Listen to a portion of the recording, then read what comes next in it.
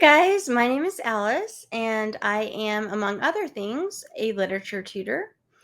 And I am answering the question specifically, what is social conditioning in relation to a literary setting?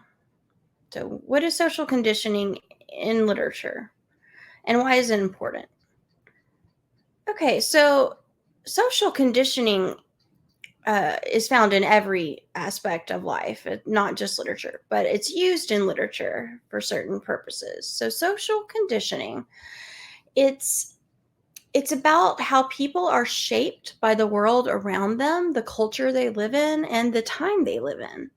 It's what they're taught to believe, and kind of how they're expected to act.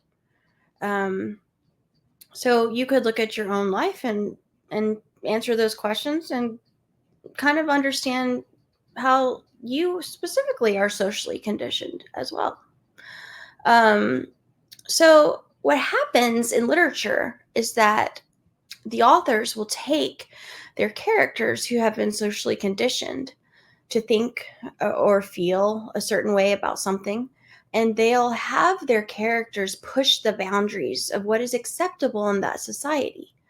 Um, and so their characters will rebel usually and go against the societal norms in the piece of literature you're reading, and they do this to get their reader to think.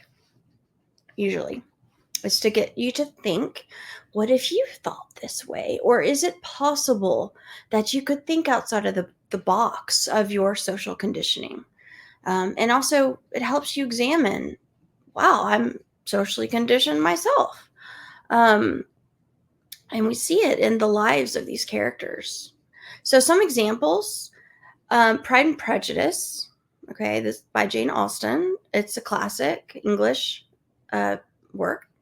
So, Elizabeth Bennet was expected to marry a rich and respectable man. She lived in 18th century England, and that was what was expected of her. She was a woman.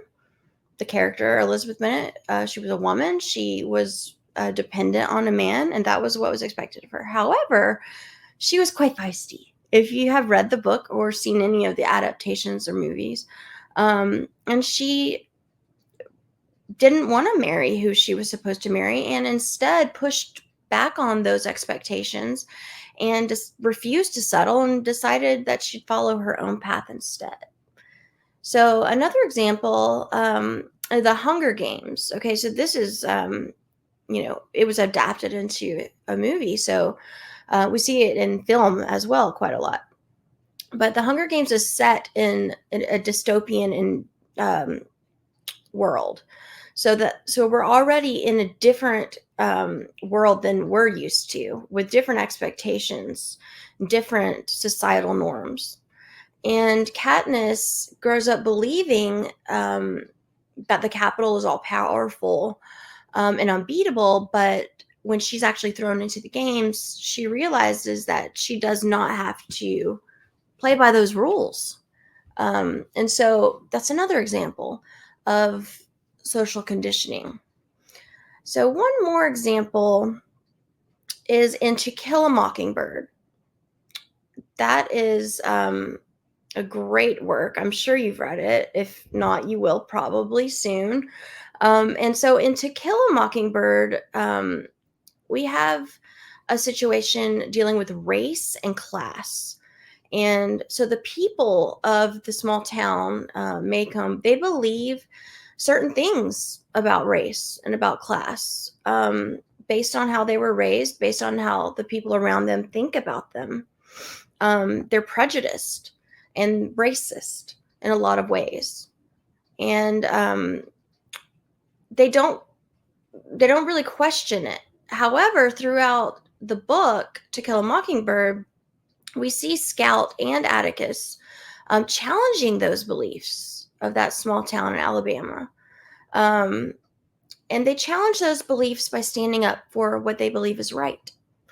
And so authors will often use social conditioning as a way to challenge the reader too. What is right? What should we be doing? Despite where we live, when we live, or how we live. So I hope that answers the question. It's a great question.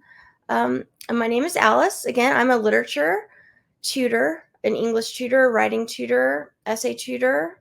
Um, I'd love to hear from you. I hope you have a great day. Thanks.